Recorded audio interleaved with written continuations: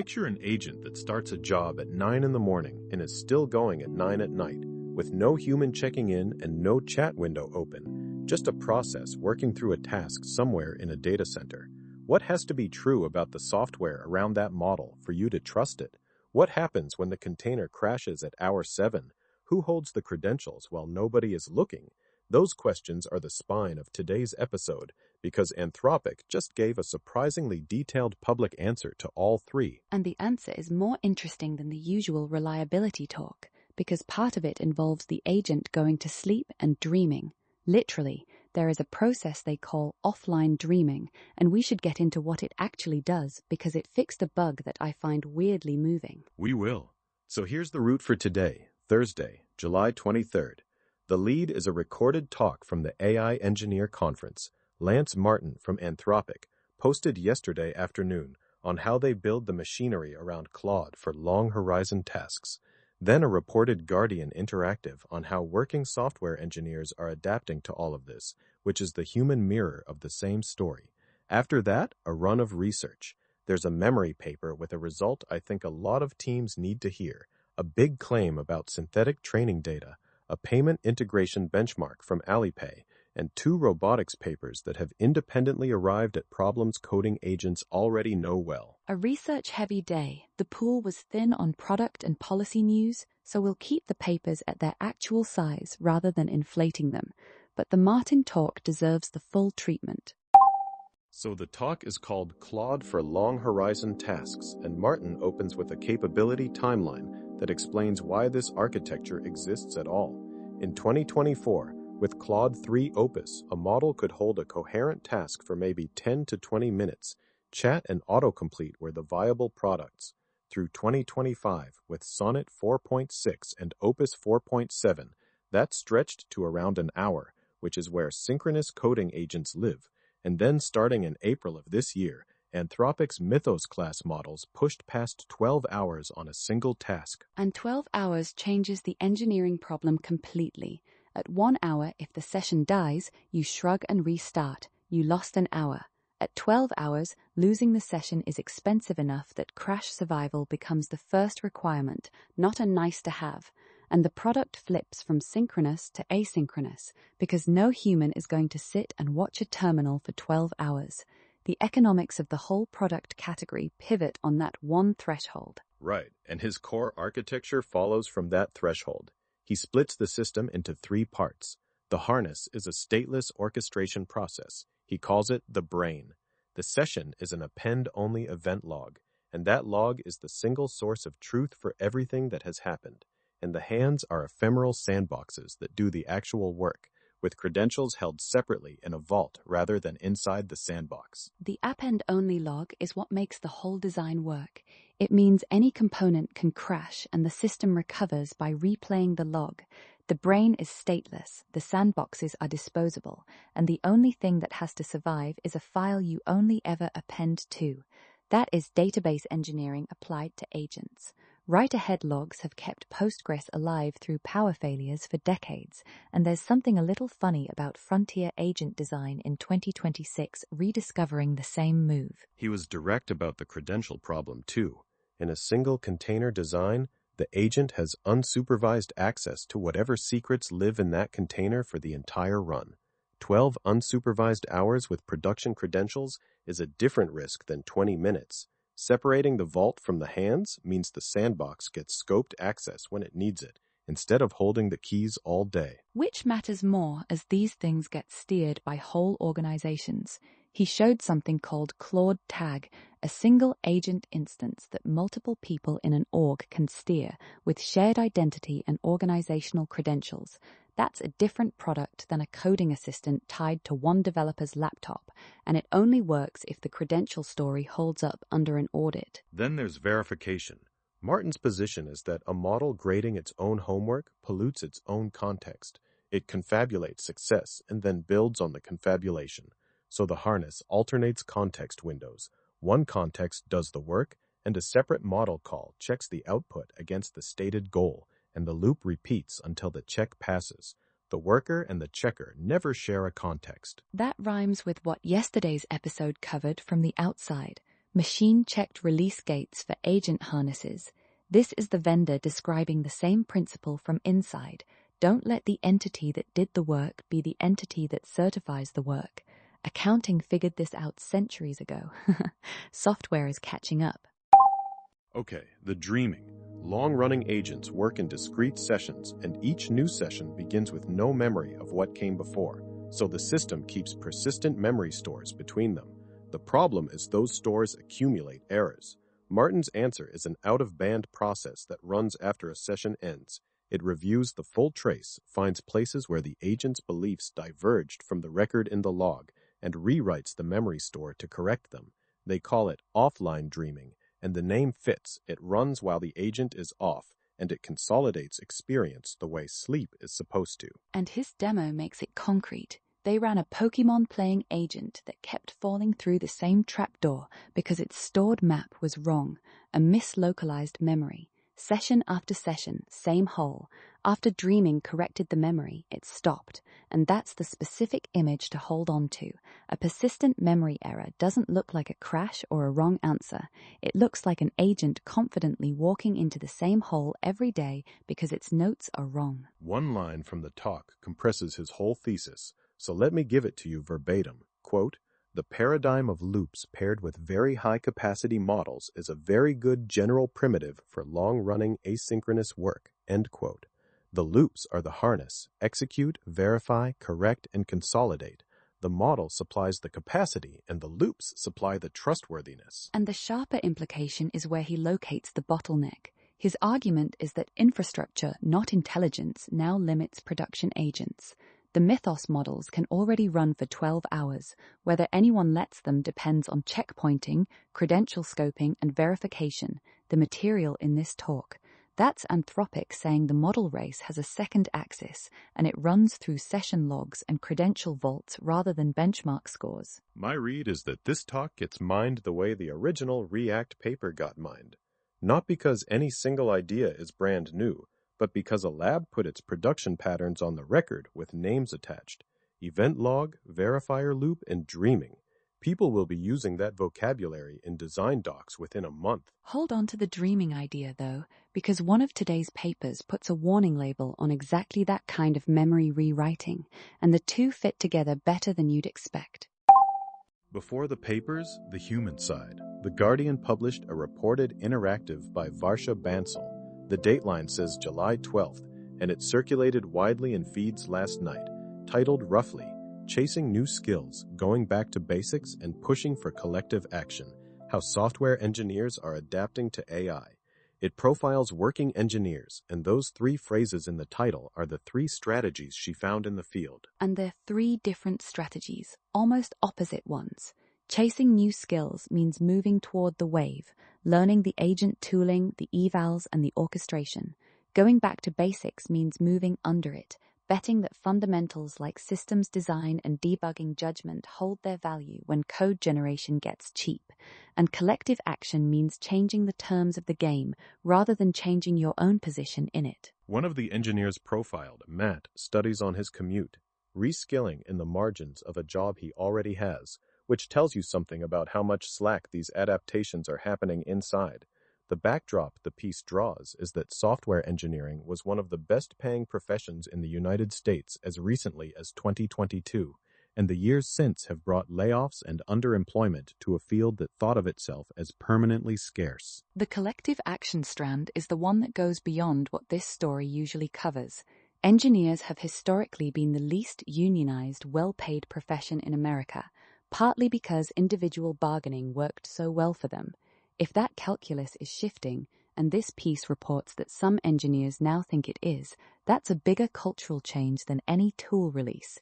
You organize when you stop believing you can negotiate alone. And there's a light connection to the meta story from Tuesday, the restructuring that folded mandatory AI training data work into engineering jobs. The adaptation pressure isn't hypothetical, it's showing up in job descriptions. What The Guardian adds is that the response is starting to look organized, rather than purely individual. The Back to Basics group is making the most specific technical bet. When everyone can generate code, the scarce skill becomes knowing which code is wrong. And notice that's the same bet the industry just made at the architecture level. Martin's whole verifier loop design is the back-to-basics position, expressed in software. Okay, papers. The one I'd lead with is from Tao An at Hawaii Pacific University, titled Fidelity Before Structure. It takes direct aim at a design premise most agent memory systems share, that you should distill conversation history into structured artifacts, extracted facts and decisions and events, instead of storing the raw text. Mem0 and the Mem-GPT lineage, a whole product category, is built on that premise, and the vendors say so explicitly in their own papers. And the result inverts it. He runs a controlled ablation. Same retriever, same re-ranker, same judge, same model, and the only variable is what gets stored. Verbatim conversation chunks versus extracted typed artifacts. Verbatim chunks win by 15.9 points on the Locomo benchmark and by 22 points on long mem eval. The extraction pipeline doesn't even beat naive retrieval augmented generation overall. Within one fixed pipeline, the distillation everyone assumed was a feature turns out to be the cost. His opening example is the best summary of the mechanism. In turn 3 of a 50-turn conversation, a user says, "Please use type hints everywhere." Summarization stores that as the user prefers type hints, which sounds fine and has silently deleted the word everywhere. On constraint questions like that, his probe finds summarized memory answering at 14% exact match versus 91% when the verbatim wording is retrieved, a 77-point gap between compression and fidelity, from one deleted quantifier at a time. He names the mechanism lossy distillation, and he's precise about scope. The culprit is replacement, not structure per se. Adding artifacts alongside verbatim chunks preserves accuracy. Substituting them forfeits the gap. He also concedes the one-place chunks lose. They abstain worse, meaning they're more likely to confidently answer when they shouldn't. And he ran 6 confound controls plus a stronger extractor swap to close off the obvious objections. So this isn't a strawman extractor getting beaten up. He even did the cost math, because the standard defense of extraction is efficiency. Verbatim chunks cost more per query, but less per correct answer. $12.50 per 1,000 correct answers, versus about 15 for the artifact pipeline. So extraction loses on accuracy and on cost per unit of usefulness, which removes its last line of defense. And here's the tension with the Anthropic talk. Offline dreaming rewrites memory stores. A model reads a trace and updates the notes, which is exactly the kind of lossy step this paper warns about. The saving grace in Martin's design is the append-only log. The verbatim record never goes away, so dreaming can always be regrounded against it. Build the dreaming without the log, and this paper says you'll pay for it in silently corrupted memories. Keep the transcript, annotate it, and don't replace it. If you're building agent memory this year, that's the sentence to keep. Fidelity first, structure second, and never delete the source. The code and data are on GitHub under cog-canvas, so the whole ablation is checkable. 2 more from the same ARXY batch at a faster pace, and a note that these are version 2 updates of recent papers, not first postings. First, NextForge, a framework for synthesizing agent training data. The pitch is requirement-driven task synthesis. Instead of generating training tasks from whatever tools and repositories you happen to have, which bakes your infrastructure's biases into the data, it starts from high-level capability requirements, profiles real-world demand into scenarios, and then automatically constructs the repos, dependencies, and runtime configurations to make each task actually executable. The numbers are the eyebrow raiser. The same pipeline generated 3,600 terminal tasks and 2,000 office tasks with no domain-specific infrastructure, and fine-tuning on those took a Qwen 3.5 base model from 22.5% to 52% on Terminal Bench 2.0, and from 813 to 1,338 ELO on GDP Valim. Scaling to 43,000 terminal tasks pushed it to 58.4%, which the authors claim surpasses Claude Opus 4.6. Their Next N2 model family reports 75.3% on Terminal Bench 2.1 and 1,585 ELO, which they describe as state-of-the-art for open source. And the skepticism is standard but necessary. These are self-reported numbers, and synthetic tasks and the eval can end up sharing a distribution by construction. The frontier comparison claim needs independent replication before it means much. What I do buy is the direction, that task synthesis, not model weights, is where open-source agent training is compounding right now. The models are released, so the replication can actually happen. The Alipay benchmark is the more grounded artifact of the two. Alipay-PI Bench evaluates coding agents on real payment integration, 9 product-specific projects, 18 task instances, and it's the advanced tier that makes it interesting. Notification item potency, abnormal transaction handling, refund safeguards, and fund safety controls. It's testing whether the money stays where it should when the webhook fires twice, not just whether the code runs. Their motivating point is that an agent can make payment code look runnable while trusting client-side payment status or skipping signature verification, and no general-purpose benchmark would catch it because the code compiles and the happy path works.